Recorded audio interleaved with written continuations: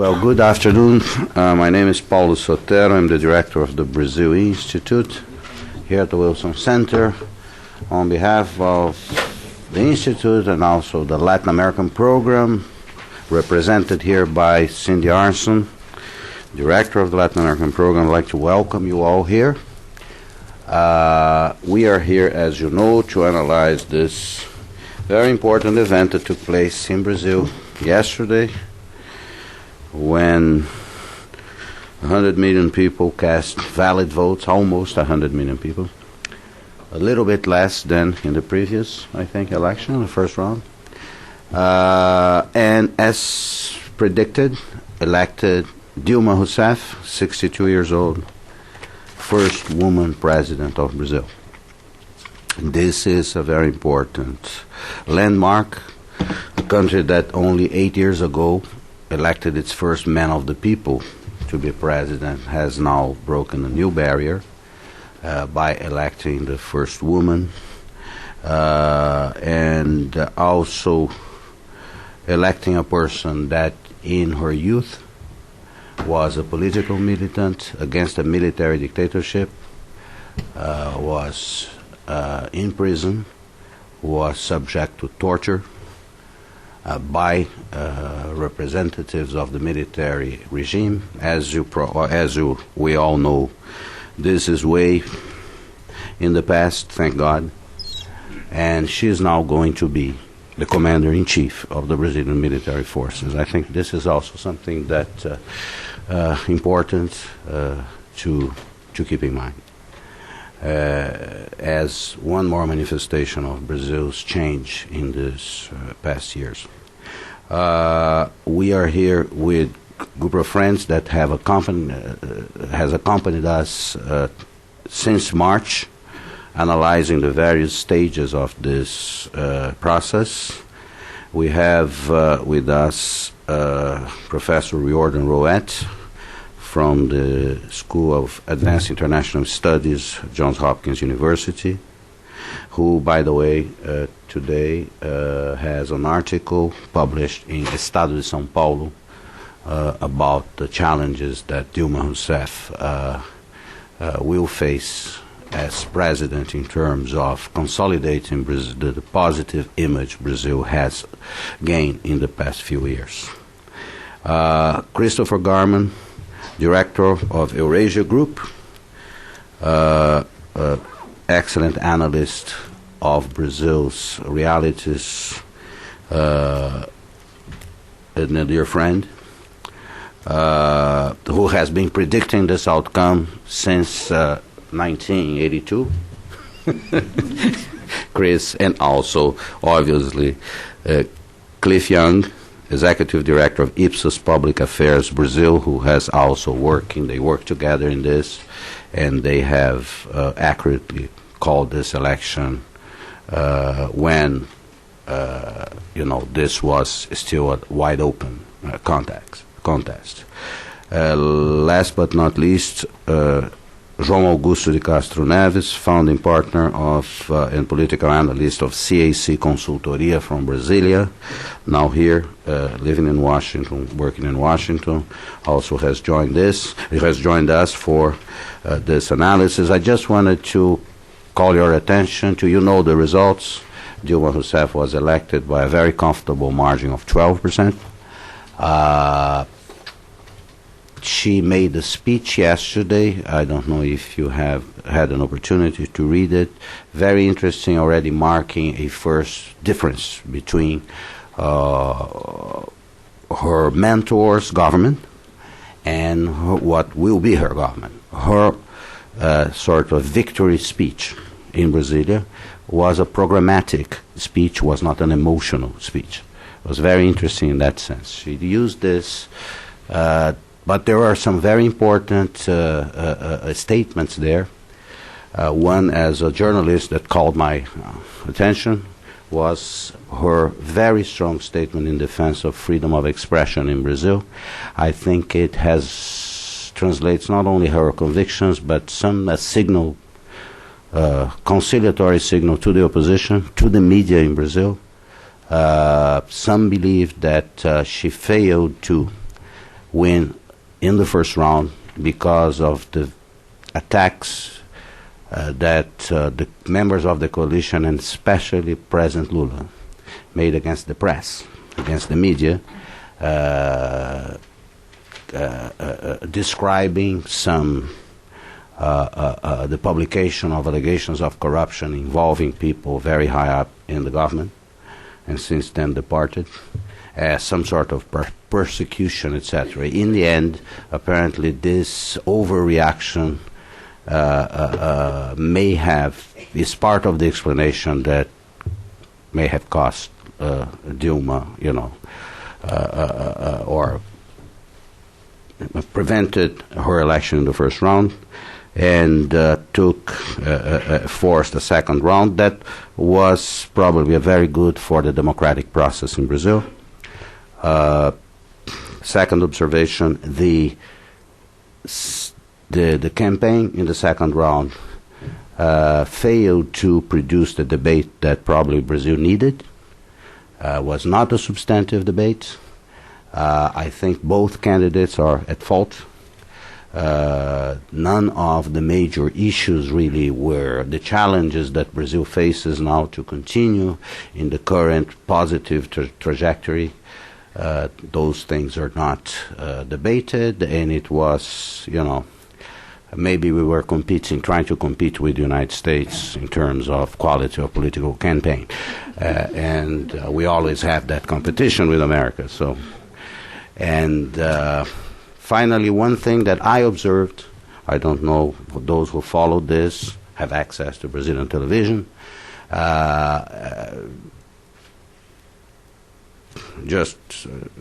mentioned freedom of the press. The other thing that I have to mention is a reiteration by Dilma Rousseff of her very strong commitments to human rights. I find this very important.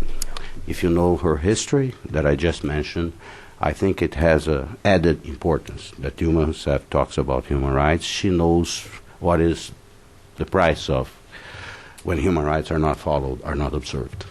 So, finally, one thing that if you're trying to read the tea leaves and read how her government will look like, I don't know if you guys observed that or follow this. Who was the person with Dilma as she left her house, went to the party, and then to Alvorada? Was Antonio Palocci, the former Minister of Finance, who was absolutely instrumental at the takeoff of President Lula to help stabilize the economy then, and has obviously was forced out in a scandal, but has been found not guilty for the allegation he was accused of by the Supreme Court, is back, was very much a part of Dilma Rousseff's campaign. And I don't know if I'm reading too much in this, I may be, but it is interesting that not only in this sort of scene, but also in her speech, she indicated that themes that were not part of the campaign, but she made a point in talking yesterday about fiscal discipline, about tax reform, while reiterating the priority for a continued combat to reduce poverty in Brazil. She was very also strong talking about education. As a very good manager, she knows that Brazil's ascension in the world will not really be completed or will not last if Brazil does not tackle one of the issues that affects the country's international competitiveness, which is its dismal public education system. With that, I wanted to start this exercise by asking Maybe I will ask Cliff to start us off, then go to Chris, João, and then Riordan, and then we will open for questions. Sir. Great. Yeah, I just put together a little deck to help me remember what I was actually going to say. 'Cause I forget. Is it here? I don't know. Where is it? It's here? Okay. Boom. It is... It's the blue one in the corner. Wilson Center. This one? Yes. Yes, sir. Okay. And then, how do you do this? You're getting very good at this. How do you do, Professor, how do you do this? I knew. Okay. Well, thank you. And so I'll take a few minutes talking about the election a little bit, what it meant, maybe, and then some broad trends that we think will help define the debate looking forward in Brazil. Pollsters, I'm a pollster by training and by my very makeup, by profession. During elections, we're superstars. Everyone wants to talk to us. And once the government's defined, we just slip into irrelevance. So not here, not here. Sir. Not here. No. I mean this in a good way. And so my fellow colleagues here are political analysts and policy analysts will have a lot more to say about the upcoming government than I will, because that's not my specialty. But at the very least, I can give you what the elections meant on the one hand, and on the other hand, in the broad stretch of what are the contours of the debate looking forward? Very quickly, and I think that for those of you who haven't had contact with Brazilian elections in the past, I was there last week all week. I came back to be with my kids for Halloween, and I was walking around with them, taking them trick-or-treating. I was able on my BlackBerry to follow the election count. I mean, second by second, right on Terra, right? Mm-hmm. And I have a dual role. I'm responsible for electoral polling in Brazil, but I'm also responsible for our operations here in the U.S. since we have the midterms as well. Kind of a schizophrenic existence for me. I could never imagine the American elections being able to look on your BlackBerry second by second, seeing the results count up, right? And so the very fact that the Brazilians have this electronic system of voting and vote calculation is amazing. For those of you who have never had contact with it, it's an amazing thing. Within 3 or 4 hours, it's done. Mm-hmm. You know the victor. And so I thought it was kind of cute and interesting walking around with my kids, getting trick-or-treating and actually following elections and talking with people as I walk. So I'm going to start off. I have a stiff neck. I apologize. Cliff, as some of you may know, this efficiency is thanks to American technology, Intel. It's called Pentium 2. That's what we use in the heart of that little machine. I didn't know that. Though we don't use it here. So we yes, okay. That's a whole other issue. So let's go to the next slide. So very, very quickly. Next slide. I don't have control. Next. Now, this might be spelled wrong. I have no idea. I'm kind of still in a daze. But I think the point here is, and we'll see, go to the next slide. These are the last 3 electoral cycles, the final result in the second round. So I put PT candidate, PSDB candidate, 6139 Lula Serra, 6139 Lula Alckmin, 5644 Dilma Serra. That's impressive. That's an impressive stability. Of course, Lula took in 2002, an electoral cycle where the scenario favored him. People wanted change. 2006, 2007, with the explosion in consumption, equipping of the homes, high levels of optimism, etc., it favored the government candidate. But it's impressive, the stability. And what we're seeing is, and what we've seen over time, especially since the Plan Real, but especially since about 2000, is a crystallization of the electorate along 2 blocks. The one block tend to be a little bit more higher level social class, A, B, some C. They tend to be in the southeast, some in the south, and they tend to vote for the PSDB candidates.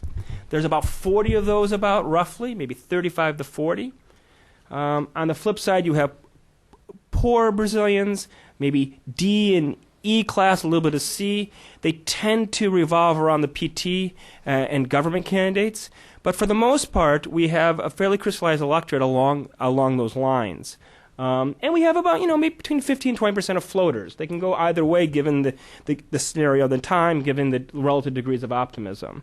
I think this is an important point because in many countries where we don't have crystallized electorates, elections tend to fluctuate a lot. They go back and forth.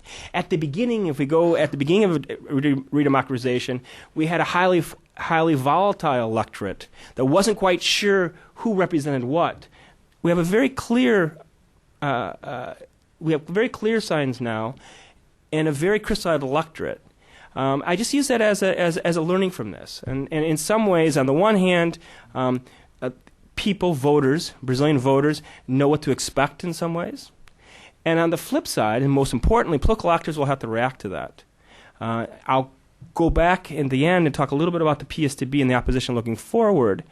But right now we're seeing an electorate where there are more individuals, more voters that tend towards the government candidate, tends toward the PT and Lula than towards the PSDB. That's important looking forward. Okay? Let's go to the next one. This is just to reinforce the stability hypothesis. This actually are a series of daily polls that were conducted. I was involved in this, during the second round. I just want to show you that, excluding all these sorts of debates, or even considering all the debates that were going on about the convergence between Serra and Dilma, there was nothing. There was stability from the beginning to the end. What does that suggest? That suggests a highly crystallized electorate that is sure about their vote. There was some doubt because some voted for Marin instead of Serra for the most part, but a very crystallized electorate, and looking forward, suggesting that any opposition party, in this case opposition to the PT and the government, will have to be clear in its differential. Because people right now know what to expect from the government candidate and the government party, the BT. And so looking forward, differentials will be very important. I'll come back to that point. Okay, next slide. So why do we have this? Why do we have those results in some ways? I've showed this slide over and over again. I don't want to belabor the point. But we were in a scenario in Brazil, a very, very optimistic scenario. After 5-6 years of expansion, especially of credit, consumer credit, we have this massive expansion of the sea and middling class. And people, for the most part, were optimistic about the near future. And typically when you're optimistic, that favors the government candidate. That doesn't favor the candidate out of power. And that was the scenario, and that was a backdrop in which we found Dilma and Serra. And before we go on to the next slide, I think it's a very important point to make here, is that in such a positive scenario, I'm just using this side as a proof point to the overall degree of optimism in Brazil, and what we're finding in Brazil at this point, it's very hard for an opposition candidate to win. And so there's going to be lots of critiques of the Serra campaign, and there should be, and I have some. However, it's very hard in such a scenario for an opposition candidate to win. So it was much more about the environment than it was about the message. An opposition candidate in a continuity scenario where things are booming and people are optimistic, though his or her messages will fall on deaf ears usually. Very hard to make a differential. And when you're a government candidate in a continuity scenario where things are booming and people are optimistic, everything is easier. I always use the parallel of McCain and Obama. Boy, McCain had a rough time. Bush had 20% approval ratings. It's hard to get your message across. And so it's important to say that because the environment weighs a lot in voters' ultimate decision. Okay, next slide. I want to kind of give you a taste of intra-campaign or campaign polling. This is basically, where does the electorate fall? Dilma. It's not Dilma versus Serra. Each one was asked independently. How do you rate Dilma on honesty? How do you rate Serra? But it gives you an idea of the relative strengths of either candidate.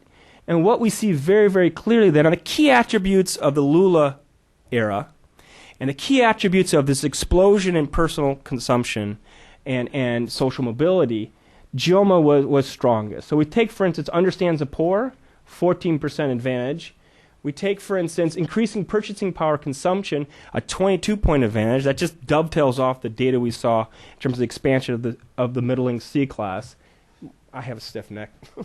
And 57-35 generating jobs. So these strong sort of economic variables, she by far had a differential over Serra. Serra had some. Healthcare, he's always been strong on. He was the Minister of Health. That's always been a base for him, a plank for him to find himself.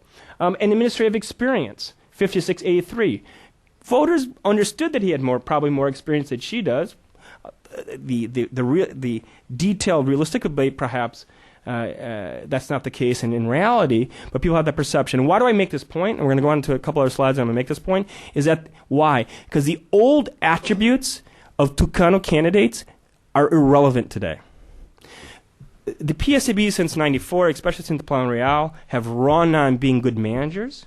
Why? To be able to sort of maintain stability. That was a very important differential they had, especially during the 8 years of Henrique Cardoso. Attributes, like administrative experience, were essential because if you didn't have it, you wouldn't be able to maintain stability. Those things are less important today. Okay? What? Dilma next steps. And so I just kind of went back, looked at the polls. What did Lula have in his first year in terms of approval ratings? What did Henrique Cardoso have in his first year in terms of approval ratings? And what do we see? They were both in there. They went up and down by about 80%. Brazil's booming. People are optimistic. Dilma was able to get a majority of the votes. Probably she'll have good approval ratings as well. And it's important to emphasize that approval ratings, and there's this debate raging now between, is it the economy or is it her personal charisma? And what we know, both in Brazil as well as globally, it's basically the economy. So as the economy goes, so goes approval ratings. We should expect, barring any sort of economic crisis, whether it internally or domestically or externally caused, that our approval rating should be fairly high. The one interesting caveat is there's not the same sort of honeymoon effect you have in Brazil that you have in the United States. So for first few months, the president's loved, and over time, he or she is hated. And this is the case in many other countries. Brazilians tend to be optimistic over the course of the first year. And there's no reason why we shouldn't be seeing that in this case. Okay, so where does the PSDB go? And I think my primary criticism of the campaign and the communication was that the political campaign for the PSDB, for Serra's campaign, sounded and looked like a state or local level campaign. It talked about all the issues, healthcare, education, policy sort of oriented, but it really wasn't about big ideas because presidential campaigns, whether in Brazil or in other countries, are about big ideas. And the primary question you had coming away was, what is the vision that the opposition has for Brazil? It wasn't clear. How were they different than the PT and the Lula government? How do you move a highly crystallized electorate if you don't have clear differentials? And that is the primary criticism that I would have of the campaign. Now, could they have moved the needle so much so that they could have changed the election? I believe not. But they left very little patrimony, very little, let's say, image assets there for the next to take this, whether it be Inácio or another one, to take the baton and move forward. Very unclear, not very well defined, and a huge question mark still. And I just want to go to that other point. And there's a point with this whole, just kind of reinforcing that point. Both the PT and the PSDB, when you looked at the communications, are both trying to fill this center-left space. Both consider themselves, or at least they sound as if they're Christian democratic parties in the European mold. Is that possible in Brazil to have two parties in the same space? Probably not. That just reinforces the point that you need to differentiate yourself in a highly crystallized, with a highly crystallized electorate. Sorry, go on to the next one. This is kind of confusing, and I apologize a little bit. This is something I just wanted to show for this exercise. I pinched it from a poll of ours a couple years ago, and I didn't have time to change it and translate it, but I just wanted to show you. This is people's perception of the parties. Now, we did a split ballot, so that means we asked the PSDB versus the PT, or the parties, and then we asked Lula versus Henrique Cardoso, and we got the same results. But basically, what do we see? And I just to show, with a lot of detail, but the only thing the PSDB is associated with, it defends the richer people. And this is consistent over time. In other words, they represent their class. So the general perception of voters is that they represent their class. What's associated with the PT? Well, of course, they're worried about defending poor people. But more problematically for the PSDB and the opposition looking forward, they maintain low inflation, they maintain stability. So those attributes that were very important for the PSDB in the first 8 years since at the Plan Real no longer are sticky or stick to their image. We would expect, even if you were to lose, you would expect at least the PSDB candidate to try to emphasize those points again, try to define a clear image, which probably didn't happen in this electoral cycle, and we'll have to go back and look and see what it is. But worrisome for the PSDB. They're not associated with many of the attributes they are responsible for, and many of the other attributes that are most important in today's Brazil, they're not associated with either. Next. I'm going, so looking forward, and I made this point a few times, and I just make it again. So looking forward, how is Brazil changing? Explosion of the middle class, the middling class, 30 million people into it. It's changing people's demands. No longer is it all about jobs. Just go back. I'm almost, just go back. No longer is it about jobs, specifically. There's a sprinkling of other quality of life issues, and I just took an average here, but it's healthcare, education, crime, and there's another one I can't remember, corruption maybe. And these sorts of issues are coming up in terms of importance, and why? Because as people have stability, they have a job, and they have something coming in, they're able to put rice and beans on the table in a very consistent manner. They start worrying about other things. So they say, I don't want to be robbed anymore. I have something to lose. I don't want to spend 3 hours, 4 hours, 5 hours in transit because I want to be with my children. I want to be healthy to take care of my children, and I want my children to have a chance. So these sort of quality of life issues have increasingly been more important, and Marina's campaign captured these issues. They were able, and they were the first ones to understand that Brazil is changing, that the demand profile of voters is changing, and they capitalized on it. Okay? This is just to reinforce the same point. We can just skip this. This is just reinforcing. And so at the general population level, you have quality of life issues. Quality of life issues probably be mostly solved by government. So that means government will have to be more efficient. And an elite level, this is an elite poll we did in 2009, the number one issue, and this goes back to Paulo's point, is understanding that education is the key bottleneck, and that in the medium to long term, Brazil will have issues if they don't deal with the quality of education. Let's go to the next one. And I just sort of, this comes from another more qualitative poll, but in addition to education, another bottleneck is infrastructure. So looking forward, on the general public opinion side, voter side, it's quality of life issues. They expect their governing class and government to provide better services. Politicians who can't do that will be selected out. It's more than likely that this is, not even more than likely, it's the case that this is having the effect initially at the municipal and state levels in terms of who wins and who doesn't. We're already seeing that. But in general, this is how Brazil is changing from the general population level, defining the contours of debate. And at the elite level, they define it slightly differently. They're saying, we can't get you quality of life without resolving bottlenecks. Bottlenecks being education on the one hand, infrastructure more generally on the other. And I think that's basically about it. Okay, thank you very much, Cliff. Now, Chris, what does Dilma Rousseff do with her victory? What is the way ahead? And what you saw yesterday, I don't know if we can read much into that, but I would like to hear your thoughts on that. Great. Well, first of all, thank you, Paulo, again for the invitation here to speak today.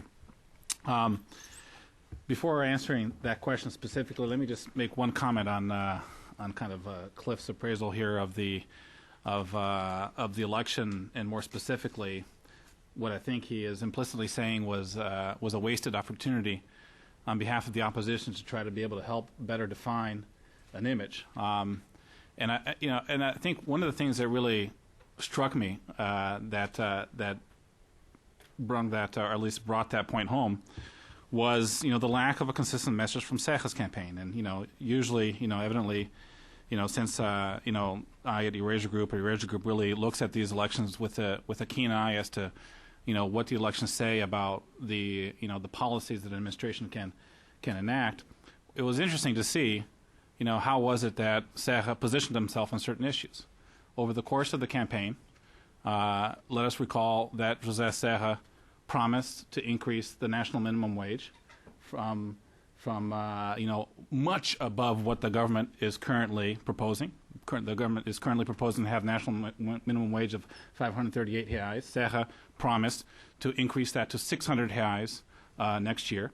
Given that minimum pension benefits are tied to the national minimum wage, this is a huge source of additional government expenditures.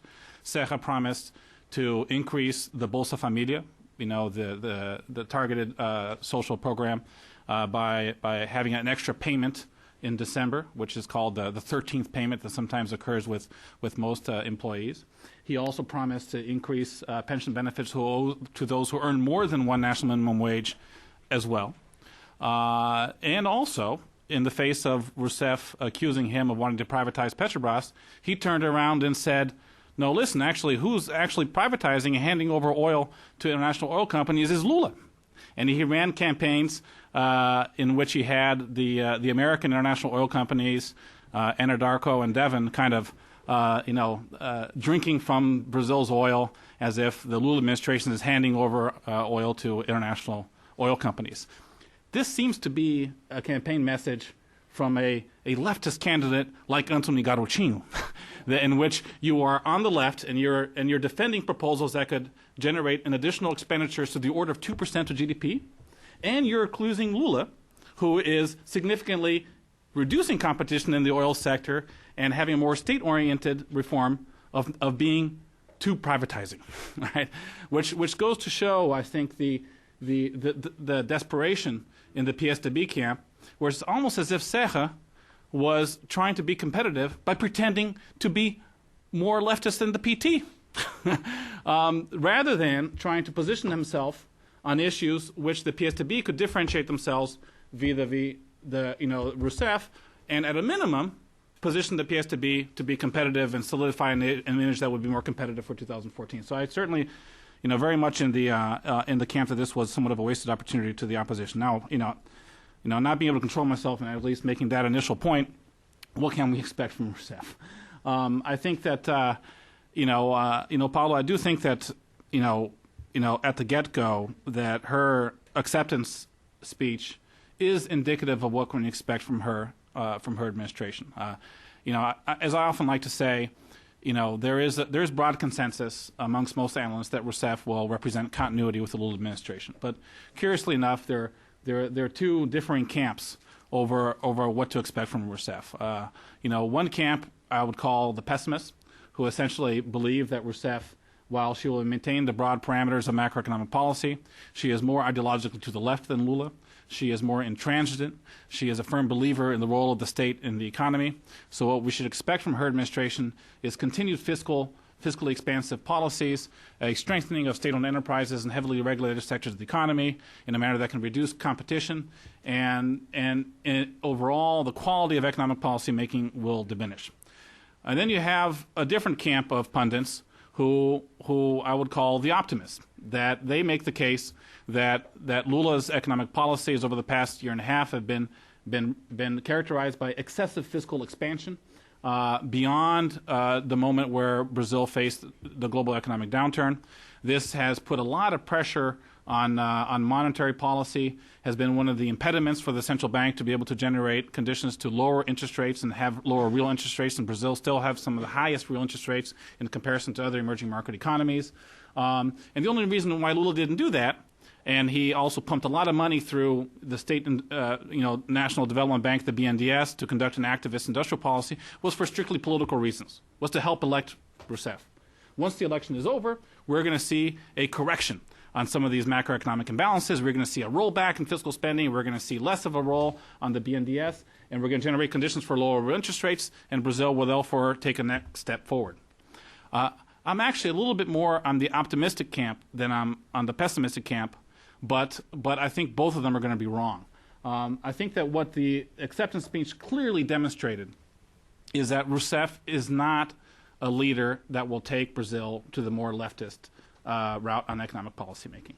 If you look at all of the advisors around her, right now in Brasilia, everyone is trying to anticipate what's going to be her cabinet, right? Her key cabinet posts, Minister of Finance, Central Bank, the head of the BNDES, and there's a lot of guesswork here, and, we have our own, bets. But what's interesting to note is that every single one of her advisors are either economic advisors that are extremely pragmatic on the one hand, or they represent factions in the PT that are way on the more moderate end of the party. José Eduardo Cardoso, the four members within her campaign structure. First, Antonio Palocci, goes without saying, market darling, very, very pragmatic in economic policy making. José Eduardo Cardoso, also one of the leaders within the PT who actually was even more moderate than the moderate wing that governed the party. José Eduardo Dutra, I would say more he's not as much to the moderate camp as Cardoso, but nevertheless very much within the moderate wing within the PT. Fernando Pimentel, ex-mayor for Belo Horizonte, known as being a fiscally responsible advisor. If you look at the economic advisors that can play key roles in her cabinet, you include Luciano Coutinho, the president of the BNDES, and most likely her minister of finance. Again, someone who believes that the pace of current expenditure growth has been too expansive. Nelson Barbosa, at the current Secretary of Political Economy, also believes that you need to roll back the pace of expenditure growth. So if you may have divergences of who is going to assume what role, but all of these advisors are going to play an important role in her administration, and none of them suggest that this is going to be an administration that's going to steer more towards the left. All of them have a clear appraisal that you need to take another step forward in order to be able to approve microeconomic reforms that can tackle some of the microeconomic inefficiencies that stymie the development of Brazil's capital market, to overcome the hurdles to execute investments. All of them believe that tax reform is an issue that can be tackled in the next administration. All of them believe that you've got to roll back the pace of current expenditure growth because it puts too much of an onus on monetary policy. So I think we are going to get positive signals from her, and investors who were believing that she would represent a closet ideological leftist are going to be proven wrong. Right? Now, does that mean the optimists are right? No, I don't. I don't believe so. And the main reason is that we always have to remember that the Rousseff administration is immersed in a context where Brazil is doing very well economically. And it is extremely hard for you to be able to convince legislators and develop a sense of urgency within government to take difficult decisions and approve structural reforms that generate a political cost when there is no urgent need from a market perspective for you to be able to make painful adjustments. And so what was very curious to look at the comments of Rousseff's economic advisors around her when they talk about the agenda going forward. They all say that a Rousseff administration has to have responsible fiscal policies, and they're committed to reducing the country's debt per GDP ratio from the current 40% down to 30%. They all say they want to generate conditions for lower real interest rates, but they also are running away from any word of fiscal adjustment. No, we're not talking about the need for cutting expenditures, right? So it's almost as if that they want to carry forth a positive fiscal agenda, but they recognize that they don't have the green light to conduct any reforms that will incur significant political costs in Congress. So what do I expect the trajectory of her administration will be? She's going to signal positively on fiscal policy. She's going to announce relatively market-friendly and ambitious targets, over the next 4 years. But when the rubber hits the road, for you to be able to run against vested interests in Congress, to be able to earnestly roll back the pace of expenditure growth, I think she's going to fall short. All right. So what are the types of things that we can expect? We expect her to move forward on microeconomic reforms. The one item on fiscal policy we expect her to have some success is to roll back or place a limit on payroll expenditures to the public sector. But I think that the Achilles heel for her administration on fiscal policy will continue to be pension expenditures that are tied to the national minimum wage. It's going to be extremely difficult for her to convince, at least for her economic team, to convince Rousseff and Congress to have a rule to readjustment of the national minimum wage that is less generous that has been adopted during the Lula administration, which was to adjust it according to inflation plus GDP growth of 2 years prior. When Brazil was growing 2 to 3% of GDP, that was not a problem. But now that Brazil is growing 7% of GDP, that's a big problem because you're essentially setting yourself up to get very generous pension expenditures in years to come. Right? I don't see Rousseff wanting to buy that particular political battle on fiscal policy. So what does that mean? I think that one of the main challenges for her macroeconomically will be how will she deal in a context where you're going to have continued expansive fiscal policy, which means that interest rates in Brazil will continue to be high, and Brazil will be a very attractive target of capital inflows and investors looking for yield. Because in the current environment where the Fed is going forward with quantitative easing, and that investors are desperate to try to have a return on their investments, Brazil is a very attractive place. And they're very much the beneficiary of this wall of money or capital inflows that are coming in, which is strengthening the economy, the real. All right? And if you look at the profile of her advisors, they're all conservative in fiscal policy, but interestingly enough, the profile of her advisors are different from that of Lula's first term. They're not Palocci. The profile of her economic advisors, one should look to Luciano Coutinho. And Luciano Coutinho is a developmentalist economist who thinks that a strong currency is particularly detrimental to the country's industrialization strategy. So what does that mean? That means that all of the rhetoric and noise that the Lula administration has done recently to try to impose capital controls as a means to stem the currency depreciation, I think that will continue to be a political football in a Rousseff administration. And I think that an economic team, most likely led by Luciano Coutinho, will continue to examine additional restrictions to try to stop the currency's appreciation. In terms of reforms in Congress, I think, again, tax reform is going to be the big positive surprise, and we're going to get a market-friendly microeconomic reform agenda, but also this will be an administration that is not going to put the foot off the accelerator when it comes to conducting a very activist industrial policy through the role of the BNDES, or to not, or at least roll back on the policy trend that we've seen of trying to strengthen state-owned enterprises like Petrobras, Eletrobras, and Telebras. In the oil sector, we will have the state-centric model approved in Congress shortly. So, it's not going to be, in sum, I think that Rousseff is not going to be, on the one hand, she's not going to confirm the more extremely optimistic view of what we can expect from her, but neither is she going to confirm the more pessimistic view. It really is a leadership of the PT that represents the growing maturity of the left, but let us not kid ourselves that this is not an administration that's going to look like the PSDB. Thank you very much, Chris. João, although the opposition parties will govern states that have a total of a little bit more than half of the Brazilian population, so it is not a complete disaster politically for the opposition. At the same time, Dilma, she didn't have the 61% that Lula got in his previous election, in the last two elections, but she will govern with a very comfortable majority in Congress. And going to the point that Chris was making, well, the coalition, you have first the PT, that is in itself a huge coalition, with Palocci from people on the left. You have, the evangelicals. You have farmers and landless people. You have union people, you have functionaries, you have professional politicians. And so it's the constraint that she'll have to manage. I'd like you to focus a little bit on that and try to answer this. Do you think that how she will do in this task of being from the manager that she has been in the last 5.5 years? She is the person that really ran the day-to-day operations of the government for Lula, to become a leader and to do this very difficult job of keeping together this coalition while advancing a legislative agenda. Thank you, Paulo. First, just one observation to start with is that for the first time, I think since the beginning of the democratic period in Brazil, we're going to have a president take office in January without praise of the press, of the Brazilian media. Lula was very well received by the media in 2003, as was Fernando Henrique Cardoso in 95 when he took office. And it does not seem the case with Dilma Rousseff. So that will be a very new thing in Brazilian recent political history.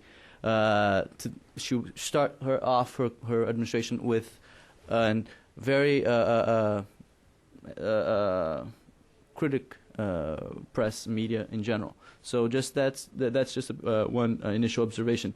To talk about the future of the opposition and what are the impacts of the opposition parties and the coalition in Dilma's administration, I think numbers are important, but as Cliff noted here, numbers are not everything. Not only for the opposition, but also not only for the administration. There's a lot of controversy in this past election about numbers and people. I read a few places people reminding of Prime Minister Disraeli's comment on about there are three types of lies, damn lies, and statistics. And that was usually to argue that why the election was not decided in the first round. And and if you see what the numbers that also Cliff pointed out, they're really interesting. That Lula's popularity, if you look at his popularity, is record high these past few months or even past few years. But if you look at his the result, the ballot results, the votes on the administration, the votes are declining. He got 61% in 2002. He got 60% in 2006, and his candidate got 56% in 2010. So, although he has a 80+% popularity, in terms of voting record, it's interesting to see that the game is a little bit more balanced, but still, it was a very good victory for Dilma Rousseff. But numbers are not everything, even for the opposition. The opposition has 10 states. PSDB has 8 very important states, including Paraná, São Paulo, and Minas Gerais. But they have the numbers in terms of state governors, but they do not have the message. And that's and the in Brazil, it's important to remember that to be a part of the opposition is one thing when you are in Congress, and is another thing when you are in the executive. Usually in Congress you have more room to be critical, you have more room to complain, and that's what PSDB did before in Lula administration. You see the senators like Arthur Virgílio or Tasso Gereissati they were opposed the President Lula, but José Serra as governor and Inácio Neves as governor, they did not, because the states are very dependent on transfers of resources and money from funds from the federal government. So having state governors does not mean a whole lot. Also, the fact that Marina Silva's 20% in the first round was interesting to see. Of maybe the emergence of a third force in Brazilian politics. I think that it is a possibility, but not. I don't think it's probable. The fact that she did not endorse any one of the candidates was a sign that she knew that she does not have the power to transfer votes. So her neutrality could become irrelevant in the near future, because the 20% that voted for her are not part of the same agenda. I mean, there was the the green vote, there was the evangelical vote, there was a protest vote, and so forth. With Dilma, so the numbers are not very important for the opposition. And for Dilma also, she'll have the largest coalition even that Lula ever had. But the fact is that as you mentioned, it's a very diverse coalition. And I agree with Chris when he mentioned that she's not. There are people that are saying that she's more left-wing than Lula. But even if she were more left-wing than Lula, she has. Here's a good thing to say about PMDB, if there is such a thing, is that it is a party that will serve as anchor to her party. Any radical left-wing radicalism will have an impact on a major part of her coalition, including PMDB, which is the largest party will be the largest party in the Senate next year, and the second largest party in the lower house next year. So she won't have that much freedom in terms of issues and agenda or to implement. And PMDB, by definition, PMDB is not known to be a reform party. I mean, because it's a huge coalition of regional parties and usually tend to favor the status quo. So that's one thing that she'll have to face. And also, the main leader of the opposition that is emerging today is Aécio Neves, who already mentioned, he said quite a few times that he will not lead a very strong opposition to Dilma's administration. So I don't think that in terms of the opposition, the numbers are not do not speak for itself. Actually, that's what I'm trying to say. So those are just brief remarks that I mentioned here. And about Lula's role, I mean, when you see that Dilma will enter government in January, and will that mean that Lula will exit? And there are a few concerns about Lula's role in the next government, and questions such as will Dilma be Lula's Medvedev, or Mandela's Mbeki, or will she govern by proxy and just basically wait 4 years till Lula to come back? I think that's highly unlikely, because first and foremost, Brazilian democratic institutions are much more solid than in case of Russia. For example, you have just the example that I mentioned. Not only you have a very diverse coalition in Congress that may the presidency of a coalition that works to stabilize a little bit any authoritarianism that might emerge from the presidency, from the executive branch. You also have state governors that have a little bit more power. In case of Russia, you do not have that. They're indicated by the president. And also you have the fact that Lula may play a role when her government is popular and does not face any major crisis. I mean, the Brazilian recent history shows that the honeymoon between the creator and its political creature does not last that long. But when you look at cases as Maluf and Pita in São Paulo, Cesar Maia and Conde in Rio, usually lasts about 6 months to a year. So imagine a political or economic crisis. Lula will certainly move away from Dilma if that is to happen. So he might have, he may play important part with mobilizing social movements, controlling social movements, even PT, her own party, which I think she would test, and she'll work in the shadow of Lula for the first few months, but I think she might be a good surprise in terms of governing. She'll test the waters in Lula's shadow, and after that she'll probably be Dilma. Thank you very much, João.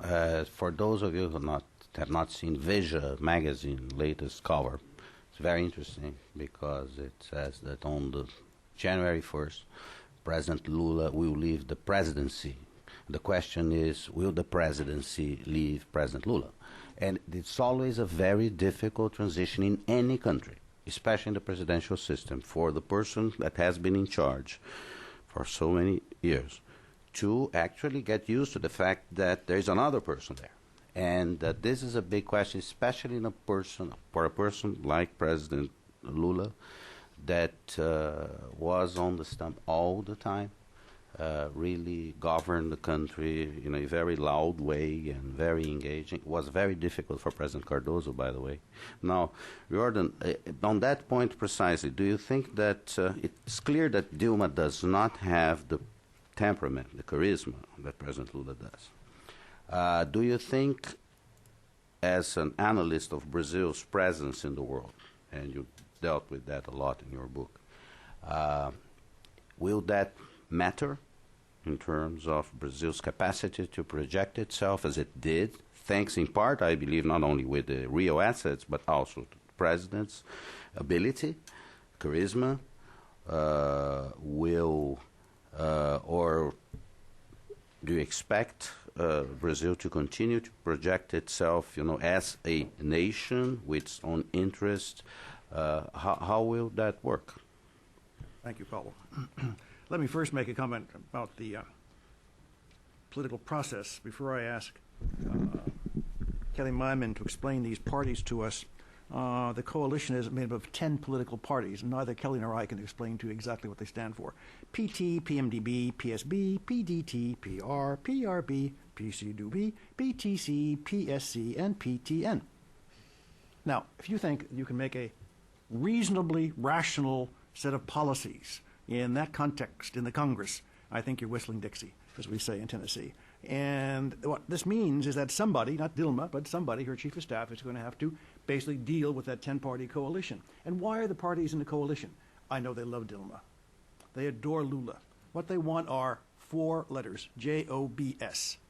Jobs. This is why they're in the coalition.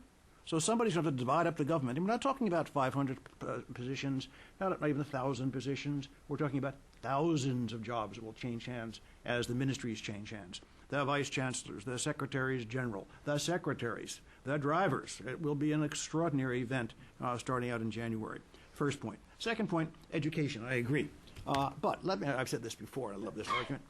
The way you get education as a priority in Brazil is to change the education budget. And, of course, the Congress passes the education budget.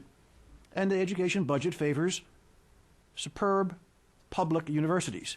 But who goes to the superb public universities? Not poor people, only the sons of the elite and the politicians, because they can pass the entrance exam, the vestibular. So when I hear this nonsense about the middle class wanting more spent on education, what they want is more money spent on them. And while they may use the concepts of productivity and competitiveness, I'm not really sure that the alta burguesia in Brazil really understands the importance of that. Until the rubber hits the road and they really do see a drop in productivity and competitiveness. And if you read the World Economic Forum report on competitiveness, Brazil is way down, just on top of some of the African countries. And that needs to be dealt with at some point. I agree. I'm not sure it's going to be dealt with in this government. Second, there are two issues that Dilma will be measured on, which we haven't mentioned yet. Now, that's 2014 and 2016. If your government doesn't meet the demands for the Olympics and for the World Cup, 2014 World Cup, 2016 Olympics, she will look very much like the Indian government does now after the Commonwealth Games. What does that mean? That means taking a lot of money and spending it reasonably, just reasonably well, in terms of physical infrastructure, which ultimately will help the productivity of the country and its competitiveness. But as we know, these things move very slowly.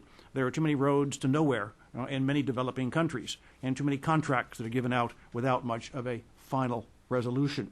So what we need to do in a very short time, and we only have 3.5 years, is to really begin, she must begin, to build a very different coalition.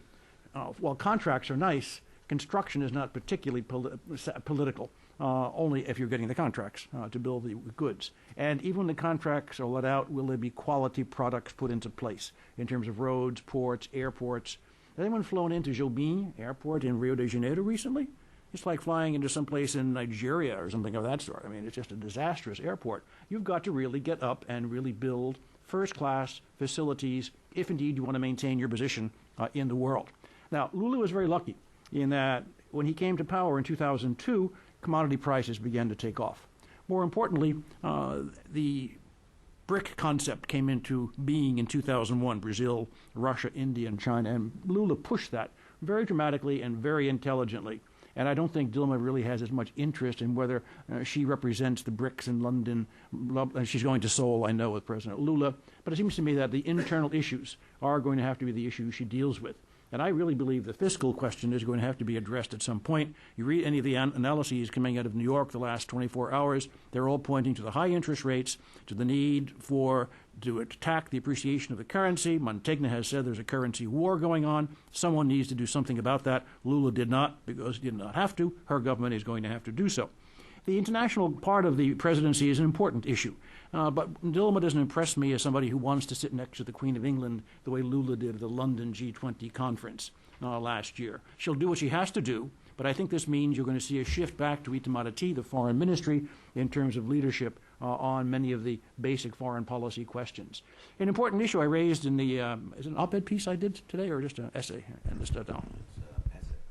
Essay, is that there is a very important leadership issue that Brazil needs to consider, whether or not it is going to be equivocal on leftist populist governments in Latin America or whether it is going to support democratic regimes. Not only in Latin America, but the record of Brazil over the last couple of years has not been stellar. If you look at the voting record in the United Nations on some of the sanctions that have been imposed on rogue regimes, even on the issue, of course, of Iran and on Honduras. Will the foreign policy issues be redirected to support Brazil moving forward as a more responsible stakeholder in the global system? That is linked, of course, to 2014 and 2016 as well. And finally, it seems to me that we will then have 16 years of the PT and the Lula-Dilma show by 2014. We were going to approach that in Argentina, say for the tragic death of President Nestor Kirchner. If they were elected next year, we would have had about the same number of years at the end. At some point in time, it seems to me, peoples become tired of old political machines, and it's time for a change. And the critical challenge for me is what the PSDB does in terms of reinventing itself, in finding new leadership cadres, in finding new space within the political system. And as Cliff said, you can't all occupy the same space, all the political parties. You've got to find some way to differentiate yourself. But it seems to me that if Acio Neves, who is obviously the man to beat in 2014, is able to restructure the political party, the PSDB, to broaden out the base, to bring in young people, to once again find ways of bringing Marina Silva into the political system, not Marina Silva herself possibly, but what she represents. And I found that 19 or 20% vote for Marina Silva to be the most fascinating part of the election. We pretty much knew Serra was going to lose. We pretty much knew Dilma was going to win. 20% for someone, an environmentalist, who didn't learn to read and write until she was in her teenage years? This is really an extraordinary event in what is basically an elitist society, even with the PT in power. So Marina's votes, 20%, someone will have to go after them. And it'll either be the PSDB or it'll be Dilma's PT. I would bet on the PSDB as part of its resuscitation, restructuring, reorganization over the next 4 years that will really be able to reach out and build a bridge to bring them in to the new coalition that will be challenging the old coalition in 2014. Thanks. So we are assuming, obviously, that the world economy continues to expand, nothing bad is going to happen because... No, I don't assume that at all. I assume that the growth will be in the emerging market countries, not in the industrial countries. And as Lula has said a number of times, Brazil was the last into the crisis, the first out of the crisis. Why? Because of banking reform, because of a whole series of measures that were taken by Cardoso and by the Lula government to strengthen the banking system and to really build institutions. When the industrial countries, Brazil is never going to look like Portugal, Greece, or any of the pigs. Just is not never going to happen. This is a healthy economy with lots of things to be done, but it is not a Portugal or an Italy or an Ireland or all the rest of those countries that are falling apart in Europe. That, I think, will be a bellwether for the new administration. Fiscal probity, I agree that there may still be spending, but I think there'll also be some cuts back because the market speaks loudly and clearly. They are worried about interest rates.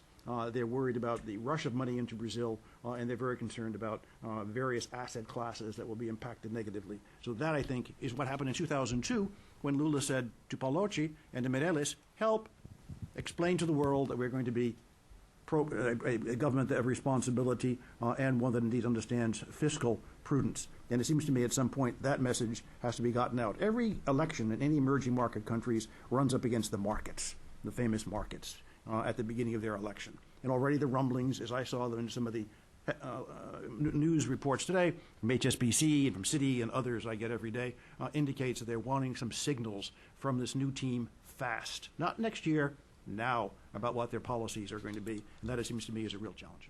Thank you very much. We are open for questions. Please be brief. Introduce yourselves. Please let the microphone. Wait, the mic's coming, Joe. Hi, I'm Joe Dukert. I'm a senior associate with CSIS, an energy background.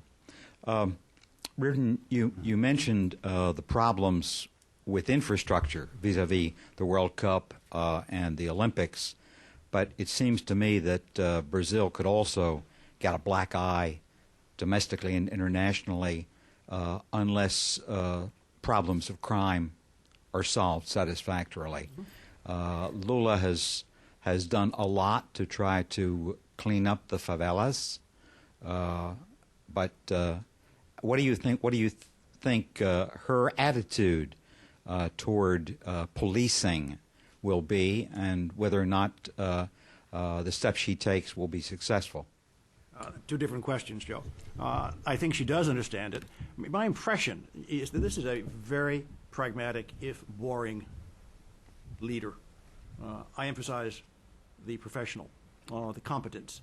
I mean, she ran the Ministry of Mines and Energy. She was chairwoman of Petrobras. She ran the palace for 4 years. You don't just do those things without making some serious mistakes if you're not competent. This is a competent woman who knows how to run things, which Lula never understood. Thank God he had people like Paulo at first, and then in the finance ministry, Meirelles in the central bank, and then Dilma in the palace. So yeah, I think she does understand security is linked to 2014, 2016. You can't have people shot off on Copacabana. when you begin the two sets of games. First. Second, my friends say, and I've been to Rio too often to really notice anymore, that there is a difference in Rio de Janeiro, which São Paulo has improved under Serra quite a bit. But the last year, 18 months, there's been a real improvement in the way people perceive security in Rio de Janeiro, and perception is 80% of what reality is all about. And so if they move forward with the program they have in position now, they should be fine by no one's ever fine. Don't go downtown Washington sometimes at night either. But by 2014, they should be in a far better position. What they did do with the Pan American Games a few years ago was very interesting.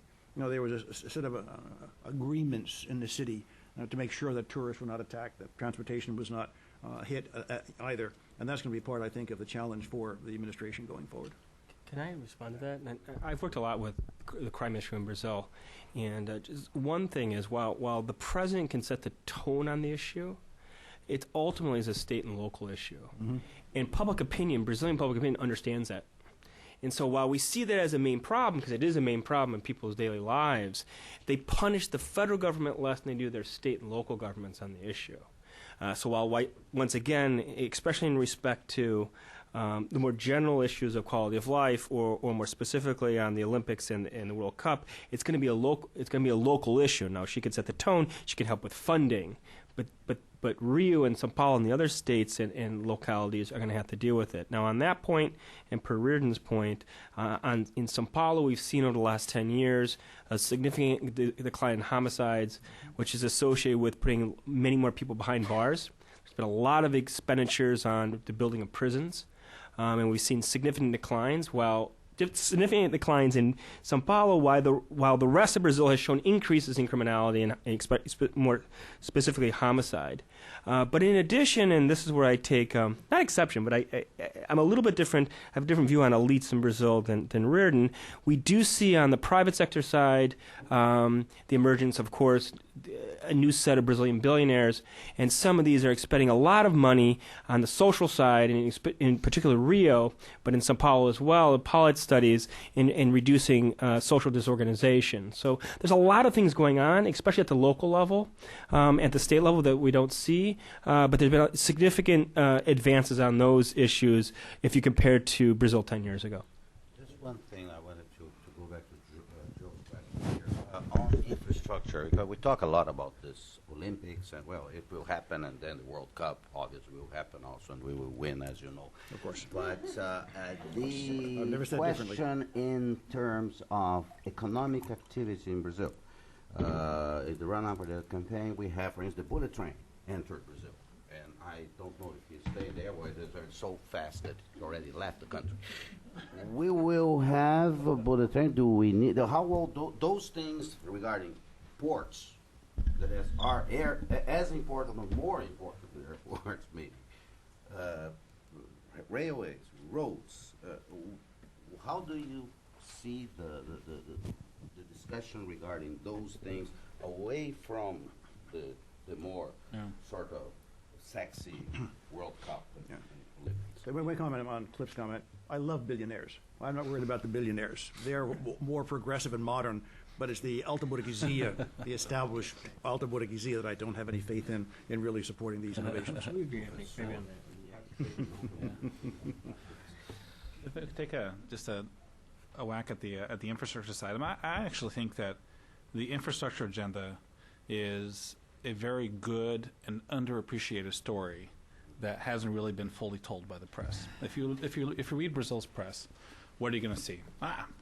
Lula announced the Growth Acceleration Program, PAC, in 2007 with extremely ambitious targets to execute investments, and Veja and Estado de São Paulo and all the newspapers love to highlight the fact that of the total amount of investments that they announced, they only executed a minuscule 10, 15, 20%. And it's a failure, and it's a lack of incompetence in administration and whatnot. Now, in doing the rounds in government and speaking to people in the Chief of Staff's office and the Ministry of Transports and the Ministry of Planning, what's interesting is that what has occurred over the past 4 years is that the government has invested a lot and learned a lot over what are the bottlenecks to actually spend the money. And when you talk to technocrats, they listen.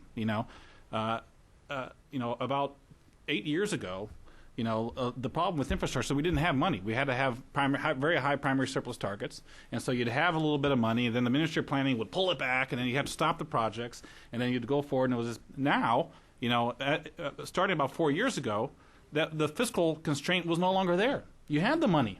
The problem was, is you didn't have the technocratic capacity in the ministries to develop feasibility studies for the projects. You had institutions which have never been tested before. So you had a federal accounting tribunal that has to approve each of these projects. You had arcane and relatively complex, environmental licensing procedures. And it's almost as if these institutions that oversee the infrastructure agenda, they were inundated with projects and they didn't have the capacity to actually review them. And in other words, a lot of the institutional inefficiencies that were already present within the Brazilian government surfaced now that you have the money. And so what has happened in the administration over the past 4 years, it's almost as if that there is a huge learning curve over figuring out what they need to do to make the state more efficient, number one, right? There is investment in the technocratic capacity to develop feasibility studies and projects. The problem is not lack of money, it's lack of projects, right? And this is an administration that does not have any ideological resistances to the model of concessions in transport infrastructure. So they very much want to go forward with an ambitious, concessions in federal highway, ports, rail, airport infrastructure, but they just didn't have the projects. And so we have a lot of investments. So I think that what we're going to see in Rousseff is we're going to see the fruits of all the labor that has been going on over the past, and that would have been independent of who won. And so I think you're creating a public administration. The issue for the World Cup is, can this learning curve, and those institutional inefficiencies are significant. They're very hard to overcome. As I spoke with someone in government, say, what we need to do is have an overhaul over the institutional design of government to be able to allow us to be able to spend money on investments. It's very hard, right? And so it's almost as if, can they run against time quickly enough to be able to deliver on all the projects for 2014? They may fall short, but I think that the trend line is a very good one. Peter Knight. Wait a second, Peter.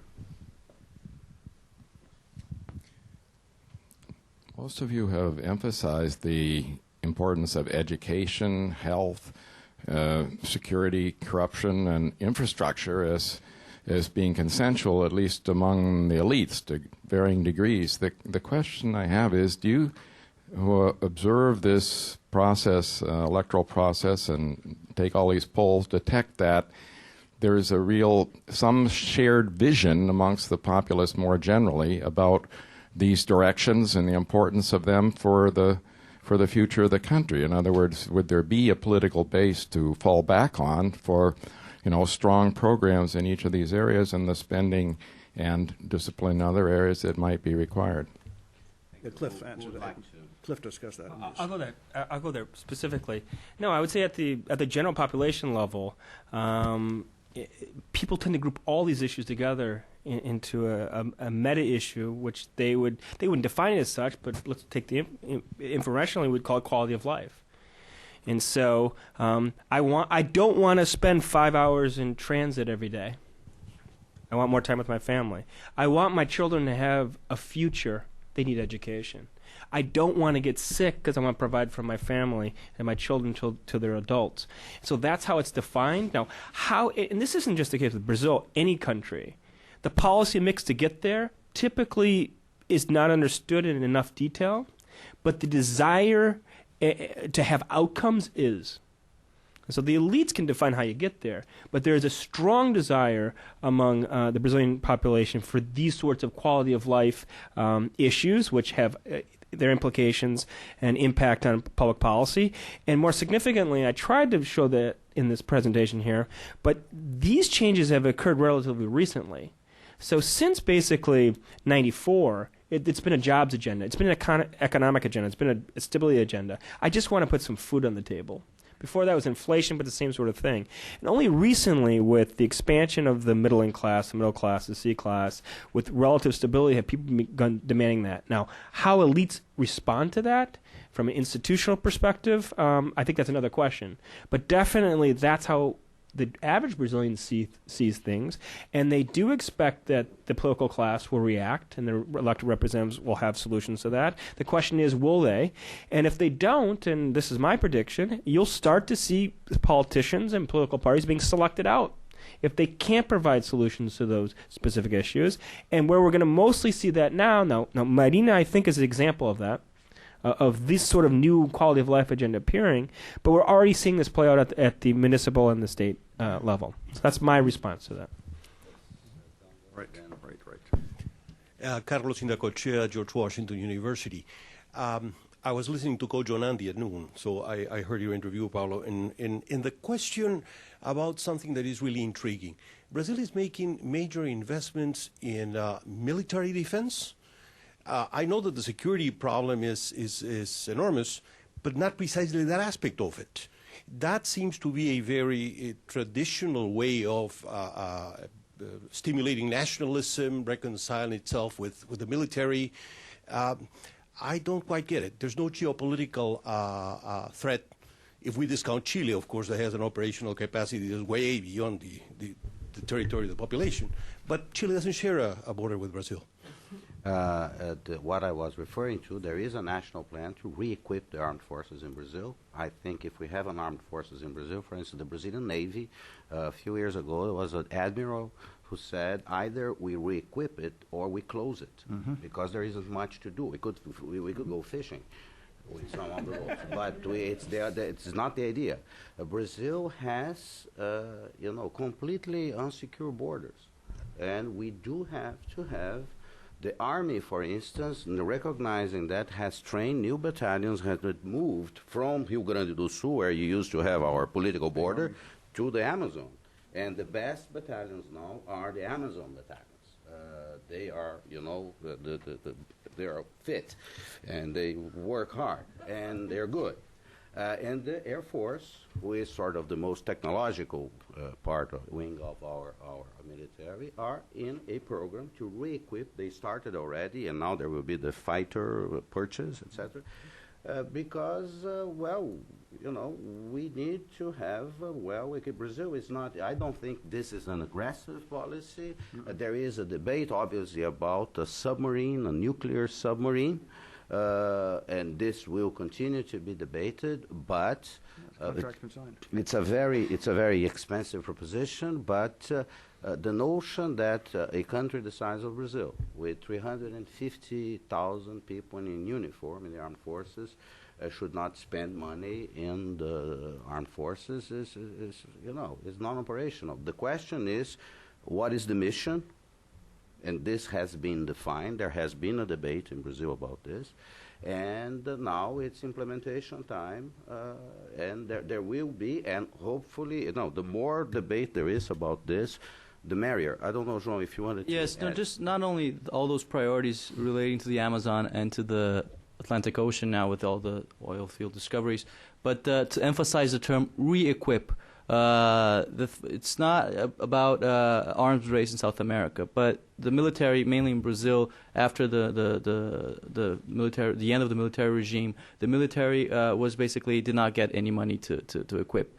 So it's a matter of basically re-equipping all the armed forces, and also there's a growing industrial complex, if you will, military industrial complex in Brazil, linked to Fiesp in São Paulo, that want not only to build arms, weapons in Brazil, but export to South America. Thus, the South America Defense Council. If you read the National Defense Strategy along with the statute of the South America Defense Council, if you read those two together, it clearly states that Brazil wants the integration of its defense industry in South America, but of Brazilian defense interests in South America, because we're not buying from our neighbors. We want to build so our neighbors will buy it. Yeah, I just want to. I think there's also another angle, and this goes back to the question here about crime fighting and international crime and organized crime, and so there's also the angle of protecting the borders in an efficient way, where they've been very, very porous. Brazil is not a producer, Brazil is a jumping off point, but you take both the Amazon as well as Foz do Iguaçu. These are primary entry points for drugs and other sort of illegal contraband.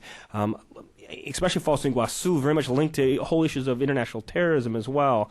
And so there is, from a national security on that perspective, a dimension of crime fighting and protecting the borders that actually has even domestic implications as well. It's important to note that, and correct me if I'm wrong with the analyst, but as of recently, they're resolving the issue of actually using the Brazilian military in internal disputes, especially for crime fighting, because there's a supermajority of the Brazilian population that would like to put the army into the favelas, for instance, to clean them up. But there's never been the institutional structure to do that.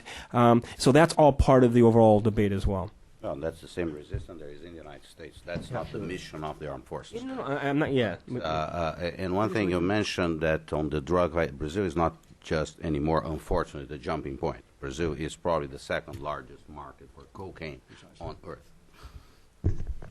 Just a quick comment. If you read the National Security Doctrine, it's amazing, about 18 months ago, how much of that doctrine focuses on the Amazon. I mean, there is an obsession with the Amazon in Brazilian history and culture, and this is a very realistic policy objective for any government now going into 2011, 2012, as Brazil does become a major oil exporter. There has to be a security dimension to the oil industry, and the military has to be prepared. Question? Yes, here. Well, let's start there, and then we come here. Yes, Chuck Kent with the World Resources Institute. I'd like to go back to the environmental question for just a moment. It's been mentioned that Marina's vote was significant, but while we have these pollsters here, I'd also like to hear, have you been able to parse out to what extent that vote really did represent an environmental thinking? Some people see Brazil as potentially being a leader in the developing world in terms of reconciling environmental policy and development, but Dilma was heard to say at Copenhagen that the environment is the biggest barrier to economic development. So can you help us understand that better? Yeah, well, I'll respond, I guess, initially.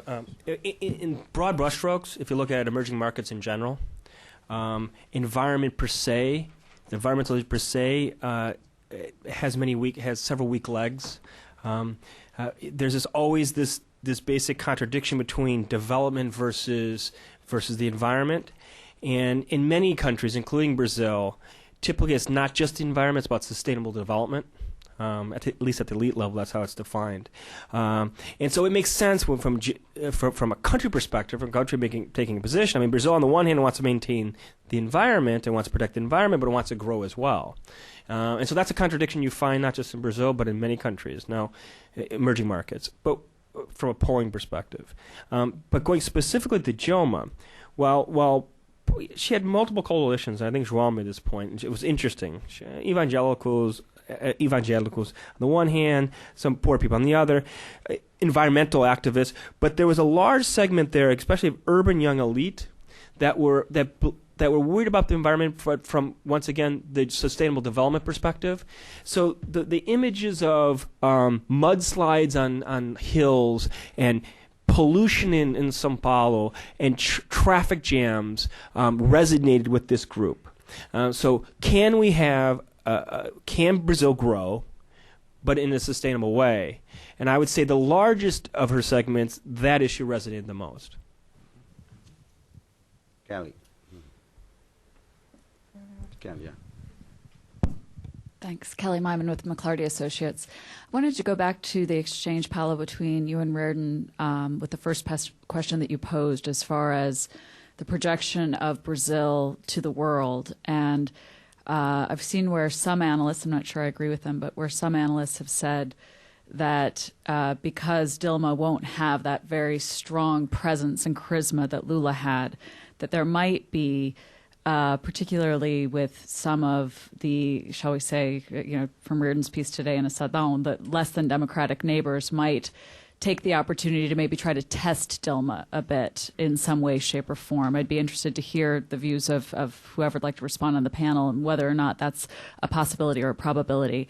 And then the second question is, Riordan, to your point on the UN votes of Brazil and this very anti-sanction mentality, which really played in a lot on the Iran case in the most spectacular way. But to your point, really has been consistent position, particularly under Minister Amorim, given his personal he just personally does not believe in sanctions. Do you see, with a possible changing of the guard at Itamaraty, that resistance against all sanctions, is that something that he's been able to, in his years there, kind of get even deeper into the Itamaraty DNA, or do you see that as something that could potentially change? Kelly, on this issue of that you mentioned, the neighbors, etc., for one, I really am looking forward to the moment where President Chavez will say or do something that will test those statements that Dilma made yesterday, to me very strong and very good in terms of respect for human rights and freedom of expression. This will have to be tested, and I'm looking forward to that. As João mentioned, she will not have the benefit of the doubt as far as media is concerned. She does not have this ability that Lula has because of his biography, because he's very funny, to say sometimes whatever, and this disappears. She will not have that luxury. And so, important to see how that will play out. One thing that I said today, one of the things I did, one of the programs, is that what probably ends now in terms of Brazilian projection, I think, is the personality-based projection. It's the country projecting itself, which I think is a very healthy thing. We have to project ourselves as a growing democratic powerhouse, and because every 4 years or every 8 years we are going to ask someone else to do this job. And therefore, I think the fact, although President Lula will enter history as one of the best presidents Brazil has ever had, one of the most popular president, I think it's probably positive that we move now to a regular Brazilian person to lead Brazil, because that's what we have most. Of the 200 million, there are maybe 4 or 5 that are absolutely exceptional. Yes. And including Paulo, of course. Yes, this obviously. But this is, and this to me is a fascinating process. Paulo, may I make just a quick comment on Brazil's projection? There are a lot of questions about what are the drivers behind Brazil's rise. And I believe, first, there are very consistent pillars to Brazil's rise in political stability, economic stability. And the fact that we're changing leaders does not mean that those drivers will disappear suddenly. If you look at Brazil's sustainable growth the past few years, the symmetry between Brazil and its neighbors are huge. So we cannot imagine a way of Chavez or Morales or Correa pressuring Brazil on anything. Actually, it's the opposite. Petrobras still has its cards on the table if it wants to invest. BNDES, all of these countries want actually Brazilian investments. So I believe that's a reality. And but I believe also that Lula's hyperactive presidential diplomacy played a part on Brazil's visibility. But Itamaraty, the foreign ministry, is a very conservative institution. And of course that with a very popular president, it was able to take more risks than usual, like the Middle East adventure. But it will deflate its rhetoric with no problem whatsoever, as it's done many times before, to a less popular president. It will deflate its rhetoric to more secure grounds in foreign policy. And I believe that Brazil's role in the world in many aspects, we'll answer the question of how much of Brazil's visibility has to do with Lula's popularity and how much has to do with those consistent pillars that I mentioned. And as I agree with Paulo, that will be healthy to have a less hyperactive presidentialism, diplomatic presidentialism. I mentioned on this one? There is an important issue here, too. The BRICS are not monolithic, but we're going to have some very important transitions from Lula to Dilma in Brazil. We have the 5th generation coming in China, Hu Jintao steps down very soon, and that already has been decided on the new leadership. Prime Minister Singh will not be there for many, many more years, and so the evolution of the leadership and the Medvedev Putin nonsense in Moscow, God knows what's going to come out of that. But I don't really care. I don't like Russia. So the new leadership is going to be very important in the BRICS. And the final comment, the mix of who makes foreign policy is going to be very important. Does Marco Aurelio Garcia get sent off to be ambassador to Paraguay? I don't think so. Or who does become foreign minister? Personalities make a big difference in Brasilia, as they do in Washington, obviously. And so we're waiting to see what the signs are as to who the individuals are going to be in terms of those balances in foreign policy making. My name is Mario Ferreira, and I work for the IFC, based in São Paulo. My question relates to the competitiveness of Brazil. I mean, together with infrastructure, I believe tax reform is an important factor towards competitiveness. And it has been in the agenda for quite a long time. Do you think Dilma is the one able to implement it? I know that's a good question. I mean, in terms of... Yeah. Yes. Yes. All right, there we go. And I'll give you the reason why. I think that, I think that, if you talk to anyone in Brazil, any political analyst, they say, you're crazy. That every government always talks about tax reform, and they never can. But we have to understand the political obstacles that have stymied tax reform in the past. And I would point to two. Number one, you had a scenario of fiscal constraint. The government had to meet elevated primary surplus or at least the fiscal targets. You had very little room to be able to spend more because you had to do difficult adjustment to have the debt to GDP ratio down.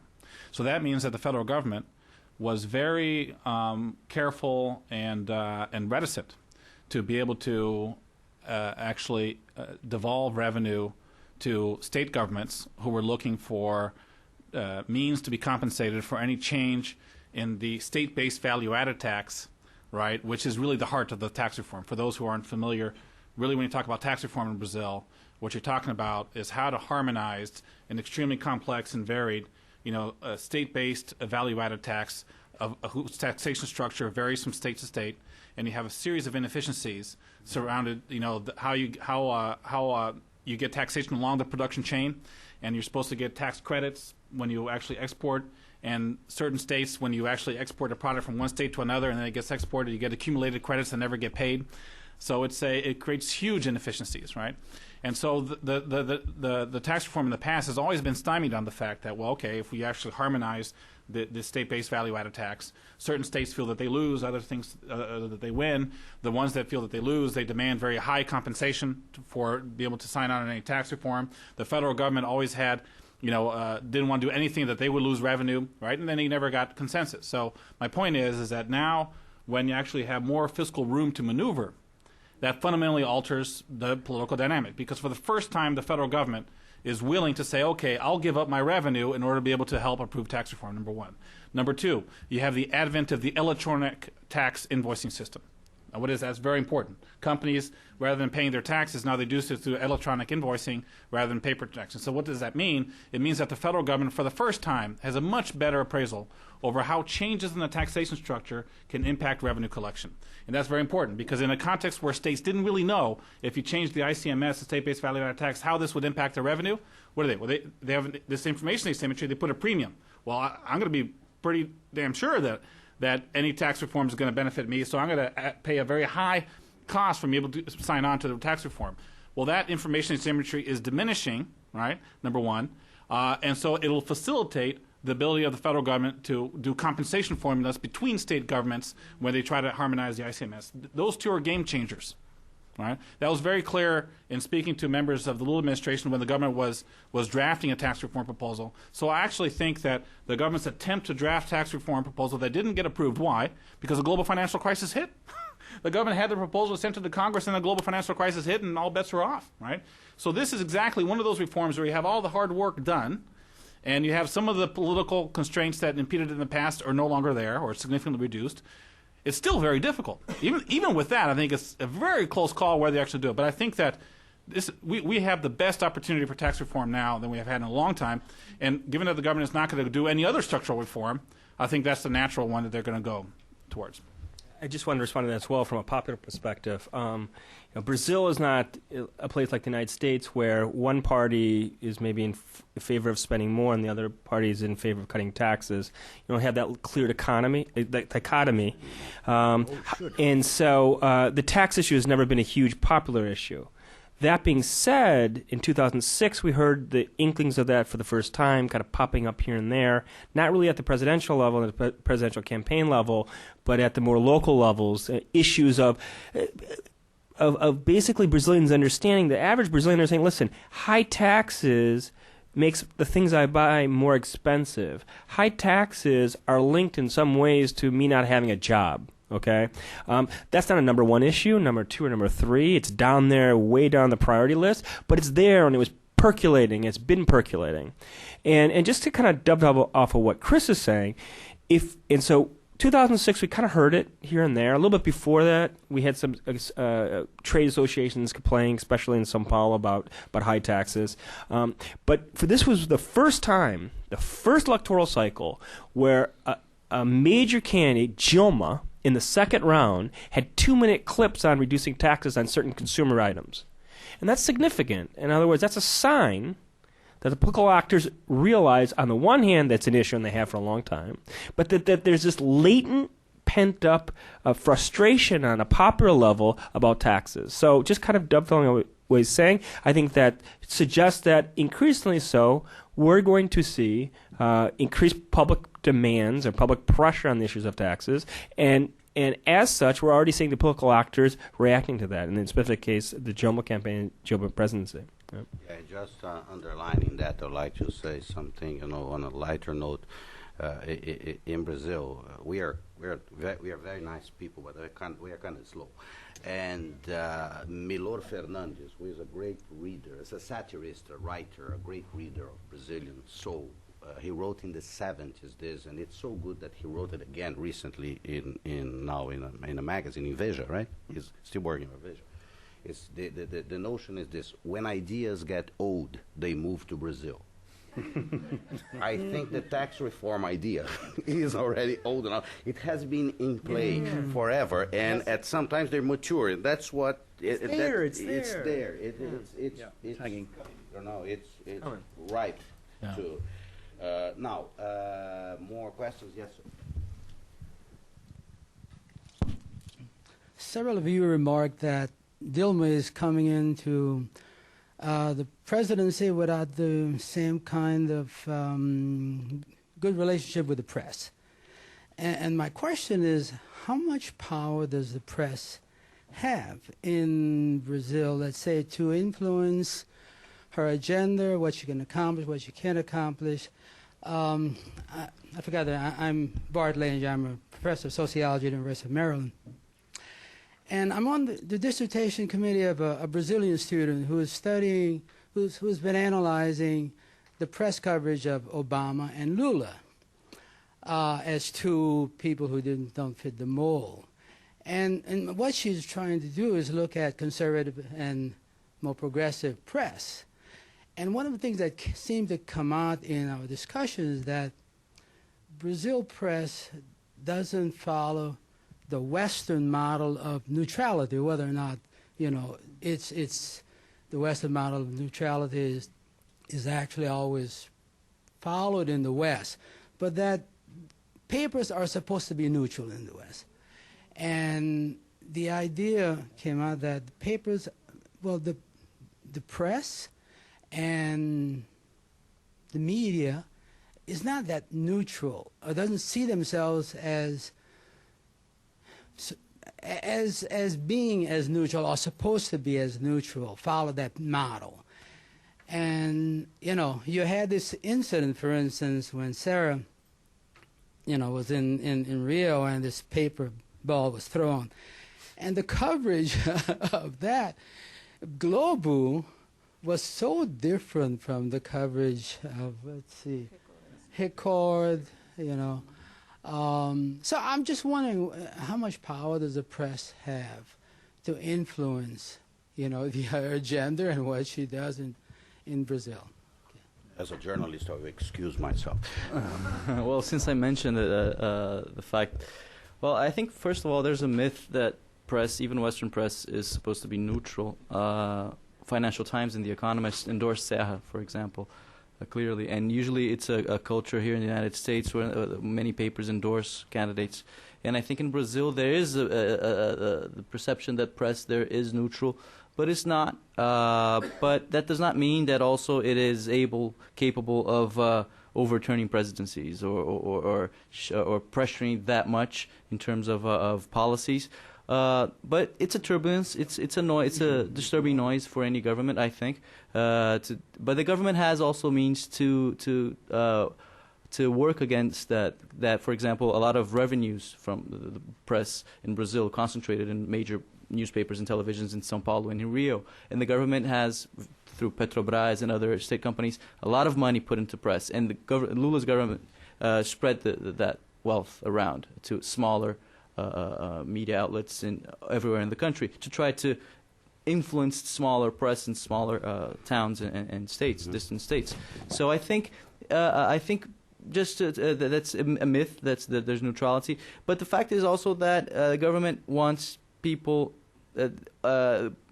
Today, the main vehicle in Brazil is Rede Globo in television, and you have a concentration of viewers in that channel, and government tries to implement public channels, but nobody watches it. So, and when you talk about integration in South America via channels and media, there's also through public channels. We export our public state channel, our C-SPAN.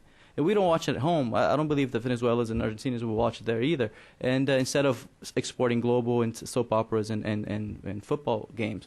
But I think I made that observation because it's a new thing, and I think it will be a disturbance in her administration. Mainly, it had to do with the investigations on scandals. Mainly, I think more than influencing policies or it will be the. There are a lot of scandals now with some people that work with Dilma, and I think the media, well, my guess is that the media will keep on pursuing, that will keep investigating and trying to I just want to add to that, just as a pollster and working there. First, I don't want to, I'll just make a general statement, I don't want to generalize too much, but for the most part, the media in Brazil, the big media in Brazil, especially the print media, tends to have, in this now, a pro-government, anti-government bias. That falls along class lines. Most of the print media, not all of it, but most of the print media tends to write for the elite. And the elite definitely don't identify with the present government and the PT. So traditionally, you've had an anti-Lula, anti-PT, anti-government bias in the print media, especially. But even in television and radio, you could see that as well. So it's always been there. It's always been there. But I think what's telling is I showed the data on the second round. I mean, the media came hard, very, very hard against Dilma, and nothing changed. Nothing changed. So on the one hand, while you might have a bias, on average, an anti-government, anti-Dilma, anti-Lula biased, the question in the end is people are getting their information from lots of different places, not just one outlet or the other. And ultimately, when some of the media outlets, not all of them, really invested in trying to bring her campaign down, to affect the campaign, especially going into the second round, we saw they didn't change the polls at all. So yes, there is a bias. I've seen studies that actually show that, on the one hand. On the other hand, what's the real effect? Well, people are getting their information from all over the place. Yeah, we should not make the media change one bit, and here I speak as a journalist. Scandals, for instance, in this administration. Let's talk about the origin of some scandals. The Mensalão scandal. This was not a conspiracy by the media. It was a member of the president's coalition that came out and told and spilled the beans. And the media reported it, didn't create it. The current scandal involving Erenice Guerra came from within the government. Someone trying to position himself or herself of a group told the story. There is one problem with the story. It's true. So the media, this is a journalist. I do not care if the media is going to appear pro-government, anti-government, Actually, I think that the media in Brazil, the big media in Brazil, makes an effort of reporting the facts and being reasonable and separating news from editorial pages. And if you read O Estado, you will have a more opposing view than probably if you read Folha. But again, you know, some of those scandals, the media, no journalist has the badge of, you know, it's not Watergate, where you have really to, sometimes there is so much corruption sometimes, and so much impunity, that the stuff just comes to you. And you have, and I had this experience as journalists, to prevent my newspaper, Estado de São Paulo, from publishing things, because you keep getting offerings of stuff, and you have a lot of trouble just verifying that this is phony. But there are stories that are correct, and they have to be denounced. The fact that they don't produce the desired outcome, it's answers your question. How powerful is the media? Maybe not that powerful, but it should continue to expose wrongdoing. Yeah, no, I just, do you want to go? Can I just make it like a little, I just want to qualify. In my point, I didn't want to say that the media is consciously going against the government. I think for the most part, if there's any sort of bias, it's very implicit. It's almost at the cultural level. It would be like New York Times journalists writing about rural Iowa. It doesn't have insight or empathy into that. Now, there's some outlets you could even say maybe that they have a political agenda, but for the vast majority, if there's any sort of bias, it's at this more cultural, implicit level of having an experience that's different than the other person's experience or other group's experience than something very rational, intentional. Yeah. And it's journalism, it's not cheerleading. You know, it's journalism. You are supposed to be the watchdog. Yeah, no, I would say that. I mean, I think that this dissertation topic is fascinating, and actually, I would even suggest that it should be a further area of study. I mean, my own views. I mean, I do think it's interesting to note. I mean, and I have tremendous respect for journalists in Brazil. I have a number of friends and very serious work that's going on, of course. But it is interesting to note that over the course of Lula's administration, that if you read the press, you know, it seemed to be a lot of negative stories, criticisms implicit in terms of more irresponsible spending, of taxes or fumblings, and or even when scandals break, the amount of coverage and the virulence of coverage, it seems to be at odds with an administration that was so highly popular. I mean, if you didn't know what Lula's approval ratings were and you'd read the press, wow, this is a government that's in trouble. All right. How do you explain this? Huh? No. I think that it's a sociological phenomenon, which is fascinating. I agree. Which is that viewership or readership is for the elite. Yes. It's a very small percentage of the population that reads newspapers, my elite. and the elite is much more anti-PT. Mm-hmm. All right, and so I think that there is that puts the tone on the, now, and then there's something else that happened. The PT, when they came into office, they had a horrible strategy with the media. They did not have a professional strategy of giving access to journalists to ministers, of having consistent talking points, of having that kind of war room like Clinton did in terms of how to have, you know, points and to send to the media. And so what happened was, you know, there's nothing more dangerous than a journalist without access or sources, right? So I think that, and the way that they handled, and also the PT came into office as if thinking that they were the paradigms of virtuosity in terms of in public life, which I think also generated a certain, you know, then the two kind of clashed. Now, I think with Lula, what's interesting is that this election cycle, I think Globo and the media were more anti-Rousseff than they were anti-Lula in previous election cycles. And I think that's also interesting because I think Lula kind of put a little bit of a dampen down a little bit, you know, except for the vote buying scandal where the media very much went against Lula. Correctly so. This is something that actually happened. I mean, I'm not saying, but nevertheless, I think that with Dilma, I think that this will be a potential source of concern in terms of relationship between the media and Dilma. I think that her initial statements were very positive in that regard, trying to dampen down the tension, but it is a sociological phenomena at heart, I think. Now, let me ask one question that since was not asked by, I expected some of the women here asked this question, but you did, so I will ask it. Continuing what you just said, I have this fear that President-elect Dilma Rousseff will face a tough time because of some hidden prejudice, not very evident prejudice against women in power, woman in power. I mean, the memory we have about a woman in power in Brazil is, do you remember Zélia Cardoso de Mello? It's a very bad, negative memory. No, but this is, she was the most influential person in Brazil history until now. Yeah. And she was an abysmal failure. I have this fear, and I'm just, don't have any specific words, but is this fear that, first, Dilma has, for instance, she cannot appear as, and she is not, she is her own person. She has a very strong personality. Don't think that Dilma will be Lula's, agent to do what she will. I think she will want to assert herself.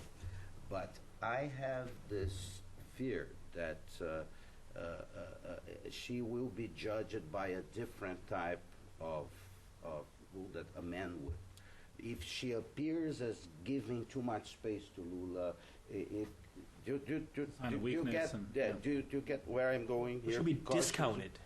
Yeah. Discount, I think, is better. Is that a fair worry that I have, Well, or am I being a paranoid? can I- as usual? No, go ahead. I'll just talk from pure experience, in terms of experience. I mean, it's more anecdotal, but women in positions in power in Brazil, many times there's a belief system behind that discounts them a little bit. And we don't have quantitative data to show that. But it's kind of, Brazilian machismo is different than, let's say, machismo in Hispanic countries, for instance. It's much more subliminal. You can't see it. And usually women in power, in certain instances, are discounted by their strong personality. All these kind of little piadas, right? Now, will that happen or not? We don't know. But that's there. And the infrastructure, the belief system and the infrastructure is there to discount her. I agree with that. I think, I don't know, but there's that there in the culture, right? We have this ability in Brazil to turn things that we do not disagree with into a joke. Yeah, exactly. Very effective. And I sincerely have this fear. Jokes, right? Yeah. Yeah, because agree. I think it would be absolutely unfortunate. I believe that Dilma, because she is the first woman president, cannot fail. I think that's like that Lula when he said, I am the first man of the people to reach the presidency in this very unequal society. I cannot fail. Do you? No, yeah, no. Well, Obama has a little bit this facing the same issue here, I think. So it'll be an interesting topic on the dissertation. But I think the fact that she's the first woman, and this hasn't been mentioned a lot, is that I think gender will play an importance when she designs her cabinet. I'm not saying that it will, like Bachelet in Chile, that 50% of Bachelet's cabinet were women. I'm not saying that that's going to be the case because there are 40 ministers in Brazil, so there's a lot of space. But I think that it's the main difference.